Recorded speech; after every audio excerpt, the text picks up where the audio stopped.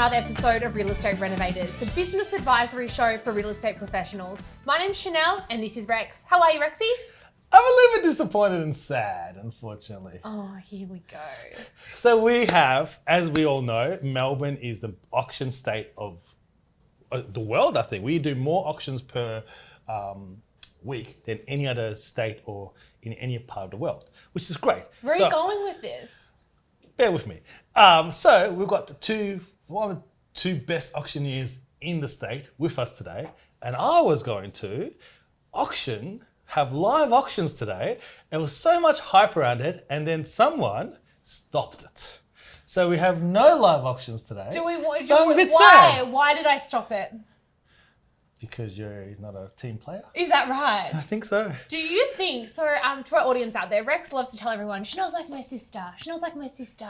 I love C. She's like my sister. His sister recently was engaged. Congratulations. And he wants to pimp me out. I do not want to pimp you. Really wanted to pimp I me do out. not want to pimp you out. It was an auction for a consultation with Chanel and a consultation with me. It was a date with Chanel and a consultation for your coaching business. How you determine a consultation, the date is up to you.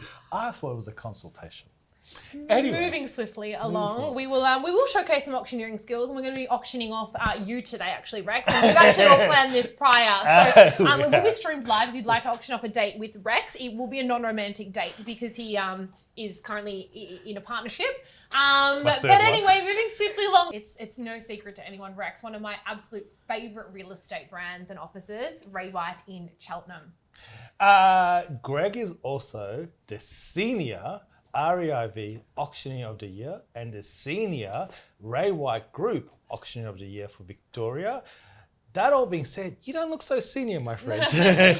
You're not the first What's person. your lesson? What's your secret? Yeah, some really good skincare. No, absolutely. Do you use not, her absolutely Botox not. lady? Yeah. Oh, There's been nothing yet with a 1-year-old. I think that's coming though. So, no, it's a very interesting title to put on the auctioneer side of things. But yes, the senior auctioneer of the year at Everett. Congratulations, mate. 31. So, Congratulations. Thank You're you. only 31. Correct. Wow. And you just came back from New Zealand as well for the Did you? Australasian Auctioneer of the Year Awards. Correct. Wow. Didn't take the chocolates out there, unfortunately. So we had a good run. Mate, but, just to get there at 31 is an accomplishment by itself. Yeah, correct. It was a really incredible time over there. So I spent 5 or 6 days in Auckland competing with some of the best auctioneers literally in the world. So it was pretty cool. Before we go, I asked Rob this question, what is the art of an auction? But before we touch into that, Greg, talk us through your career. How did you get to this point where you're 31 and competing against some of the best auctioneers in the world? And winning Victoria and Ray White Group. Yeah, so I started in work experience in 2006, funnily enough, almost as old as lovely Rob, but I was good old 14 back then with a local agent.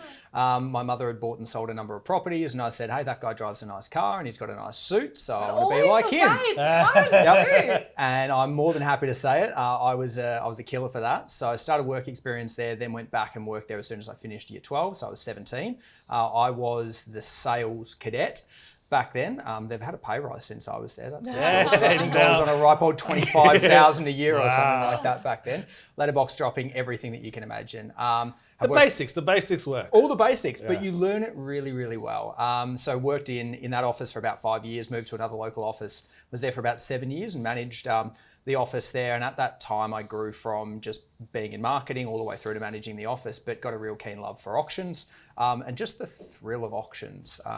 As you can probably tell, I'm a bit of an out there person. So I like being in front of people and connecting with people. And that was a real love for me. So I started calling auctions in 2016, 8th of October 2016. I've still got the video on my phone. Oh. I was a 125 kilo little fat kid. Oh, wow. It's quite funny. So almost as much as I weigh. I will never ever forget. My leg was shaking that much. I almost had to get somebody to hold me up because I was that nervous the first ever auction I called. So Wow, and the transformation from 125 kilos, what happened there? Was that from the confidence you got from being shaking an of the leg auctioneer? kept yeah, correct. Well, you need to be fit to be an auctioneer. That's the main thing. So no, it was really just a transition in life more than anything. And in business, I was 24, I think it was back then, 2016. So yeah, 24, and got out of a different lifestyle of go, and just really focused on life. So managed to get myself in a little bit better shape than I was then.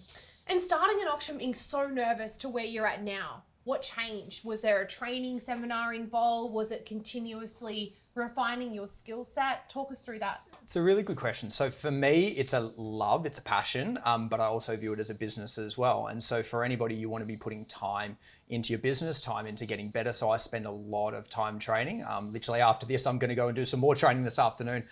With your training, do you do it by yourself? Like you stand in front of a mirror and... Yeah, it's a really good question. Sometimes at the time. Don't ask that question.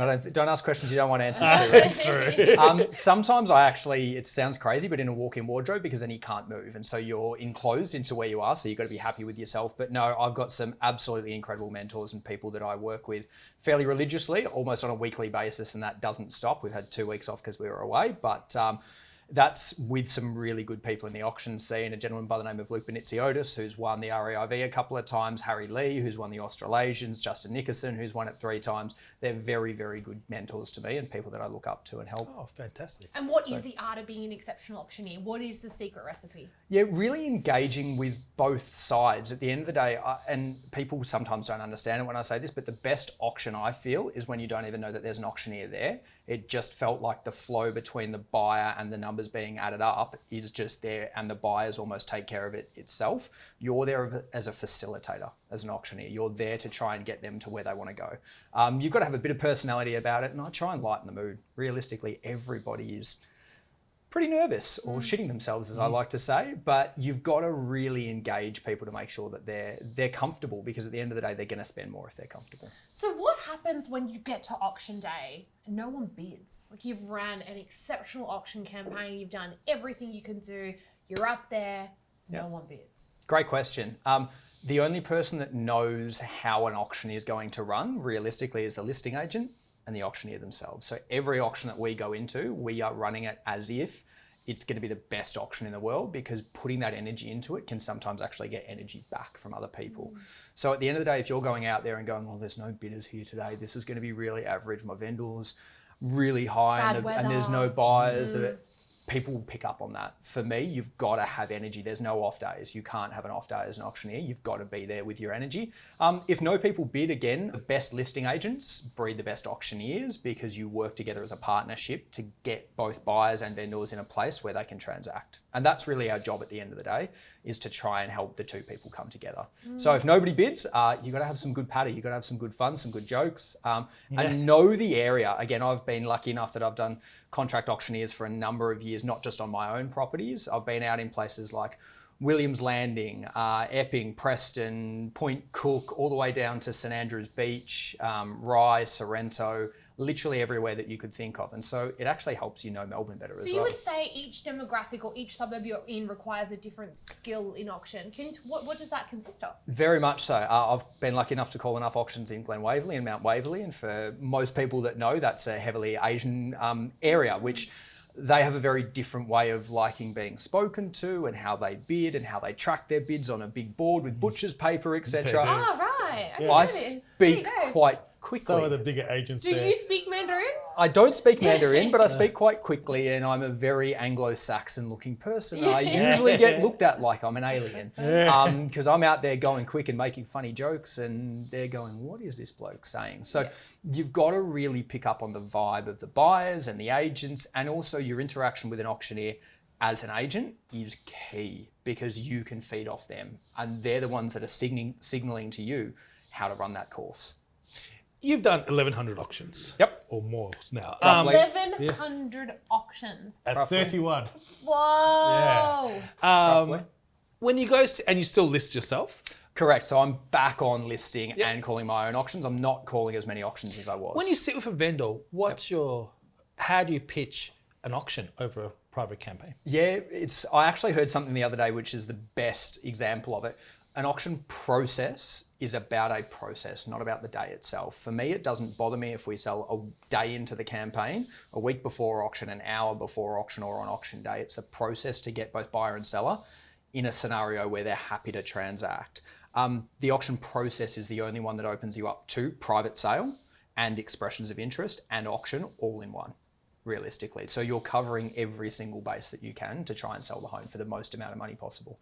And the competitive advantage on auction day between buyers, is that fall into it, or is more? Yeah, 100%. And again, having called contract auctions for other agents, so being called in as the auctioneer purely and really only engaging with them in maybe the last 24, 48 hours of that campaign, to running a campaign myself and being the auctioneer, you can't speak highly enough of being the auctioneer and the agent in one. It's just incredible. Or having a really good connection with that agent, because you're in the middle of the auction and you can talk about the buyer's children and why they want to live in the home, and the schools and why they're buying, or if their mother lives 5 doors down the road or 8 doors down the road, in your instance, some family members.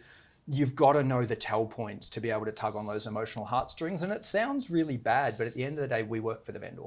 As much as we want to try and help buyers, we're working for the vendor, and that's to try and get them the best result possible. What's your view? Do you call your Got to be a Ray White thing, and that's probably why we're some of the auction leaders in not just Australasia, but literally the world.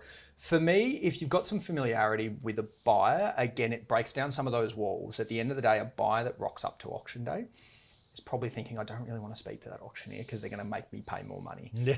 Realistically, if you engage with that auctioneer and you actually have some dialogue, it helps them help you to get what you want, because nobody turns up to auction day going, you know what, I don't really want to buy this property.